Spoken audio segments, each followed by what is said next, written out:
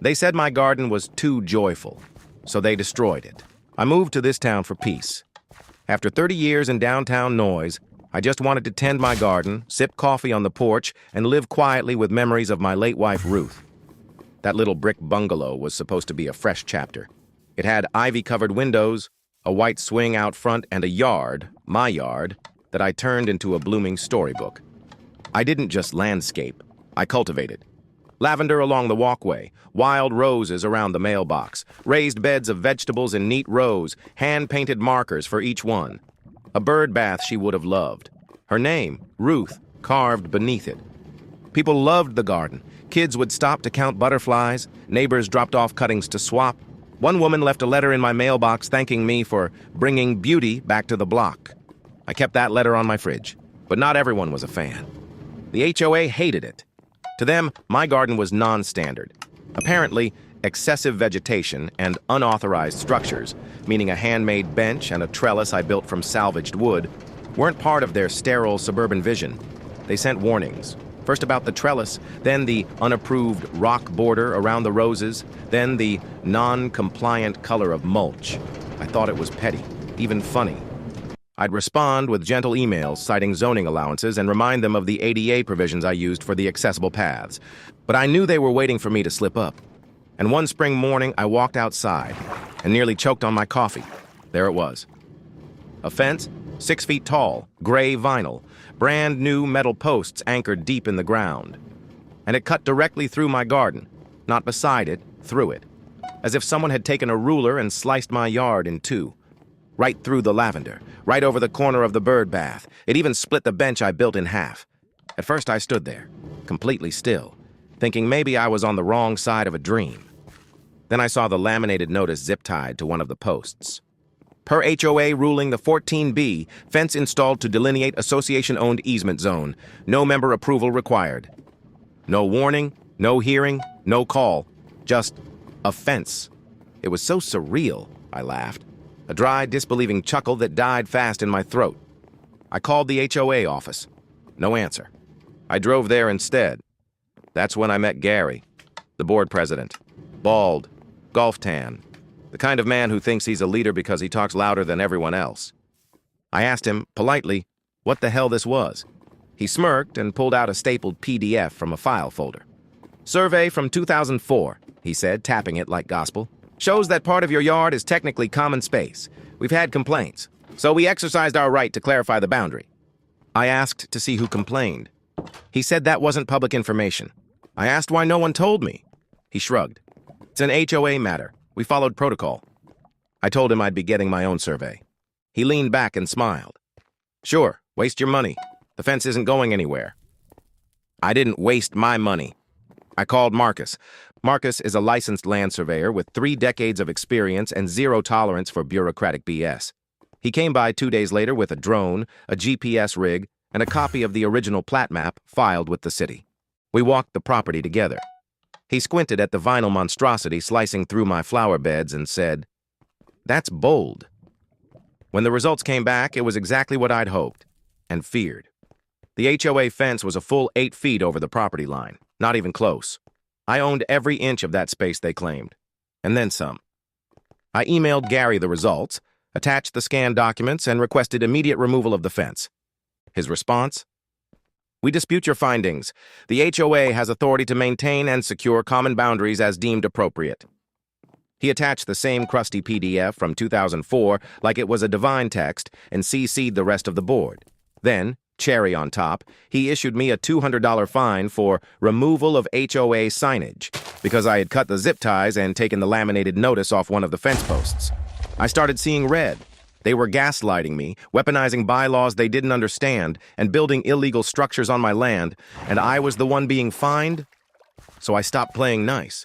I filed a formal complaint with the city's zoning enforcement office. Then I contacted a local housing attorney. Then I emailed 3 reporters who had previously written about HOA disputes for the regional paper. But I wasn't done. Ruth always said the garden should be shared, not hidden. That it should matter. I had planted heirloom lavender brought from her mother's garden. The roses came from a historic nursery. The bird bath had been carved from old railway stone. The garden wasn't just decorative, it was generational. That's when it hit me. I applied to the City Historical Preservation Society. I documented everything. Photos, receipts, the original landscaping plans Ruth had sketched years ago, even the letter from the neighbor thanking me for the garden's impact on her mental health. It was a long shot, but it felt like Ruth would have wanted me to try.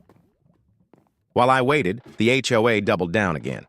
They sent another fine, this time for overgrown vegetation obstructing shared property lines. A photo was attached showing a sunflower stalk brushing against the fence. It was absurd, but effective. The pressure was working. Neighbors began to whisper. Some asked why I didn't just give in. Others said they were afraid to speak out because Gary had fined them in the past for things like unsightly recycling bins or having wind chimes. I was starting to feel alone, and then I got a letter in the mail. Thick envelope, cream-colored paper, city seal on the front. Dear Mr. Langford, after review by the committee and site inspection by our team, we are pleased to inform you that your garden has been granted landmark status under Article 7B of the Historical and Cultural Preservation Act.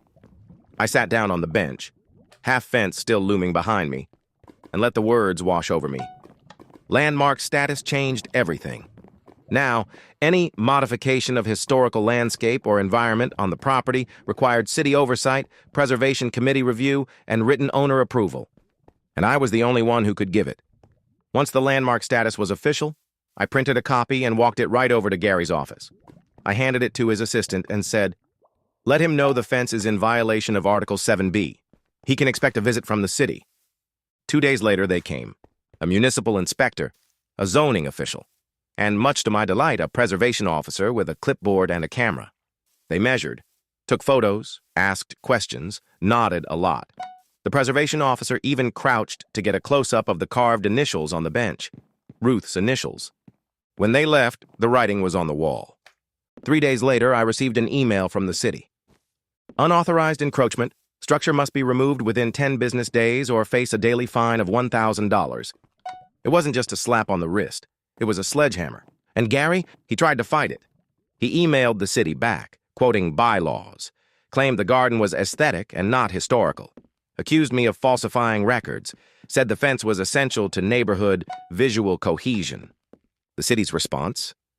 Your organization lacks jurisdiction over designated landmarks. Continued resistance may result in legal action.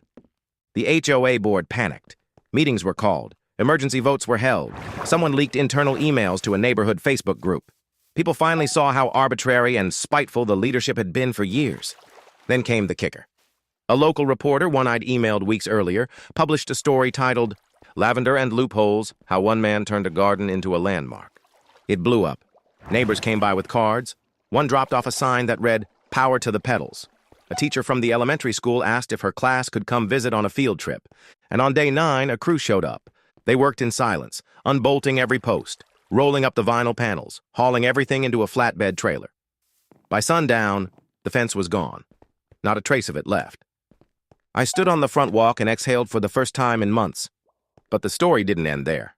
The fallout from the landmark designation triggered an audit of the HOA's past violations. Residents began contesting their fines. Old complaints resurfaced. Turns out Gary had been using HOA funds for personal reimbursements, including golf outings and steakhouse dinners labeled as community development. He resigned under pressure within a month. The new board, fresh faces, quiet voices, actual homeowners, sent me a handwritten apology. They revoked every fine issued to me over the past 3 years and asked if I would help write new guidelines for community-compatible landscaping. I said yes. That spring, they helped fund a small wooden bench and a new arbor to replace the trellis. They even installed a tiny bronze plaque beside the bird bath. It read, "In memory of Ruth, where love grows, beauty follows." I still sit there most mornings, coffee in hand, watching bees dip into lavender and bluebirds flit from perch to perch. Kids still count butterflies by the sidewalk. People pause to take pictures, and every once in a while, someone asks about the story. I tell them the short version. They built a fence through my garden, so I made it a landmark.